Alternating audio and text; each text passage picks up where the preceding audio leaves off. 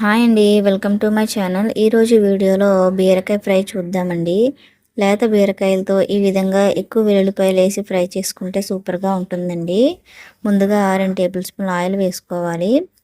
Oil heat అయ్యాక 10 నుంచి 12 వెల్లుల్లి రెబ్బలు, 2 రెమ్మల కరివేపాకు, పావు టీ స్పూన్ ఆవాలు, టీ స్పూన్ జీలకర్ర కూడా వేసుకొని పోపును వేపుకోవాలండి. పోపు ఈ విధంగా వేగిన తర్వాత కారానికి సరిపడా ఎండుమిర్చి కూడా వేసుకోవాలి. ఎండుమిర్చి వేగాక సన్నగా కట్ చేసి పెట్టుకున్న బీరకాయలను కూడా వేసుకోవాలండి. బీరకాయ ముక్కలు వేసుకున్న తర్వాత మొత్తం అంతా ఒకసారి కలిసేలా కలుపుకొని ఇందులోనే రుచికి సరిపడా ఉప్పు కూడా వేసుకొని మూత పెట్టి మగ్గించుకోవాలండి. బీరకాయలో ఉండే వాటర్ వల్ల బీరకాయ చక్కగా ఉడుకుతుందండి. మళ్ళీ ఇందులో వాటర్ వేయవలసిన అవసరం లేదు. ఈ విధంగా మధ్యలో కలుపుతూ కూర దగ్గర పడేంత వరకు ఉడికించుకోవాలండి.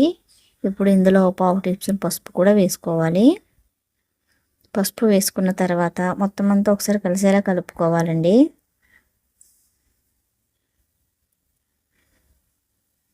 అంతేనండి. ఒక 10 నిమిషాల నుంచి పావుగంట పడుతుంది ఈ కూర రెడీ అవ్వడానికి. ఎంతో రుచికరమైన బీరకాయ ఫ్రై రెడీ అయిపోయింది. మా వీడియోస్ కనుక మీకు నచ్చినట్లయితే మా ఛానల్ని సబ్స్క్రైబ్ చేసుకొని మీ లైక్ అండ్ షేర్ ద్వారా మాకు సపోర్ట్ అందించండి. Thank you for watching.